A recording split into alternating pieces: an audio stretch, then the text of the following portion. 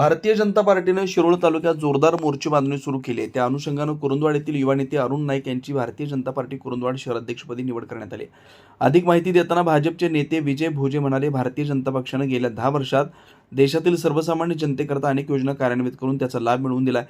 महाराष्ट्र शासनाच्या विविध योजनांपासून शहरासह तालुक्यातील एकही लाभार्थी वंचित राहणार नाही याची दक्षता अरुण नाईक यांनी घेऊन कुरुंदवाड शहरात भाजप मजबूत करावं. महाराष्ट्र राज्यात भाजप सरकारनं मुख्यमंत्री लाडकी बहीण योजना राबवून महिलांच्या सक्षमीकरणासाठी दरमहा आर्थिक मदत देत आहेत. मुख्यमंत्री अन्नपूर्णा योजनेअंतर्गत गरजू कुटुंबांना मोफत गॅस सिलेंडर पुरवठा करण्यात येतो.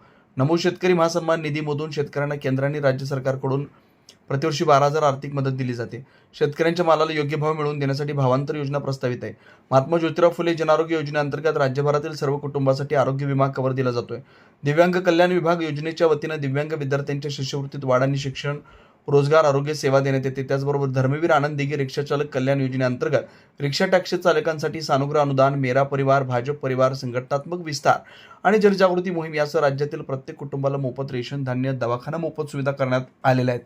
महिला तसेच वृद्धांना एसटी प्रवासात सवलत, शालेय विद्यार्थ्यांना सवलत, गरिबाला आपल्या हक्काची घरं देण्यासाठी घरकुल योजना यासह अनेक योजना राबवून विकासासोबतच सामाजिक सुरक्षा आणि सक्षमीकरण करणं यासाठी भाजप सरकार अग्रेसर आहे, असं विजय भोजे यांनी सांगितलं.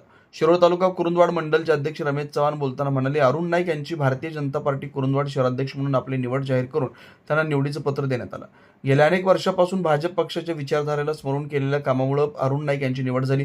प्रथम राष्ट्र, नंतर पक्ष आणि शेवटी स्वतः या विचारास जगणारा भाजप हा जगातील सर्वात मोठा पक्ष असून पक्ष, संघटना, परिवार या अतूट धाग्याने एकत्र बांधला आहे. त्यामुळे नाईक यांना मिळालेली संधी जबाबदारीची आहे. आपला लोकसंग्रह काम करण्याची आपलीपणाची पद्धत, त्यामुळे आपण ही जबाबदारी यशस्वीपणे पार पाडाल असा मला विश्वास आहे, असं चव्हाण यांनी सांगितलं. यावेळी नूतन भारतीय जनता कुरुंदवाड शहर अध्यक्ष अरुण नाईक यांना नियुक्तीपत्र देऊन सरकार करण्यात आला.